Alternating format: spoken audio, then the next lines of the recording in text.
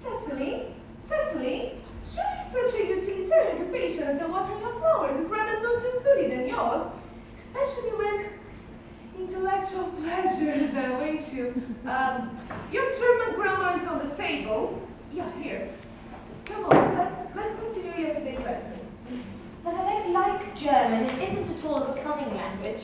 And besides, I know I look perfectly plain after my German lesson. Come on, child. You know how anxious a garden is that you should improve yourself in every way. He always lays stress in your German when he's leaving town. He always does it.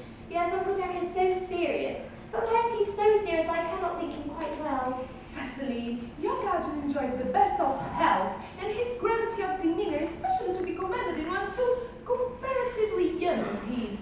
Idle merriment and triviality would be out of place in his conversation.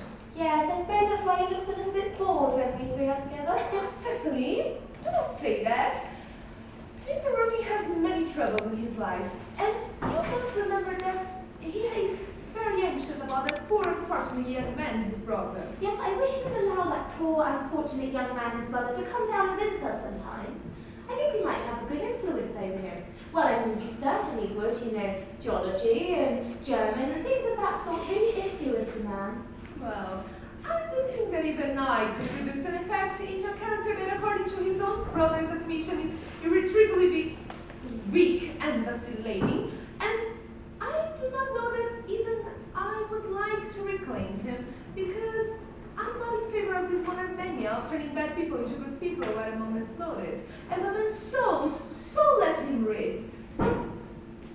Cecily, put away your diary. I don't see why you should keep a diary at all. I keep a diary in order to enter the wonderful secrets of my life. If I didn't write them down, I'd probably forget all about them. Cecily, memory. Memory is the diary that we all carry around with us. Yes, but it's also responsible for things that couldn't have happened or have never happened. I think that it's also responsible for all of those dirty 3-volume novels that Mother sent us. Cecily, don't speak slightly of a 3-volume novel. I wrote one myself in earlier days. Did you really, Miss Nicholas? Oh, how wonderfully clever you are. I hope it didn't end happily, though. I dislike novels that end happily. They depress me so much. Well, the good end happily and the bad end happily. That's what fiction means. I suppose. It seems a little unfair. Was it ever published? Oh, Alice, no. The manuscript was unfortunately abandoned. And I speak in the sense of lost or mislaid, but, well, these speculations are profitless. To your work, child. Ah, but I think I see Dr. Chasuble coming up through the garden. Oh, Dr. Chasuble. Oh, this is indeed a surprise. How are we today? Prism, I trust you are well? Oh, actually, Miss Prism's just been complaining of a slight headache. I think it would do her, so much good if you two just went for a stroll in the park together. Cecily, I have not mentioned anything about a headache. Ah, Miss Prism, I know that. I felt that instinctively that you had a headache. Actually, I was thinking about that and not about my German lesson when the rector came in. I hope, Cecily, you are not inattentive. Oh, I'm afraid I am. That is strange. Were I fortunate enough to be Miss Prism's pupil, I would hang upon her. I speak metaphorically. My metaphor was drawn from the bees. Mr. Worthing, he has not returned yet.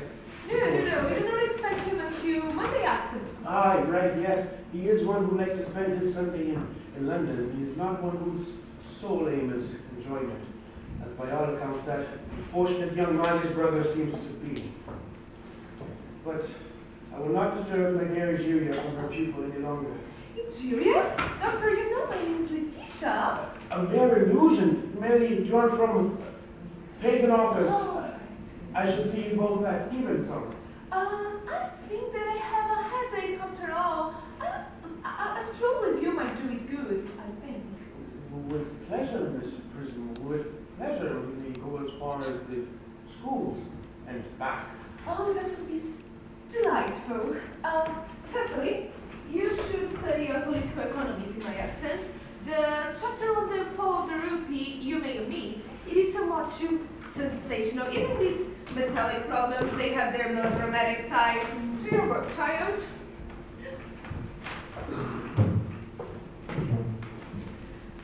Oh, look at the jazzy one. No. Oh, horrid political economy, horrid geography, and horrid German. Oh.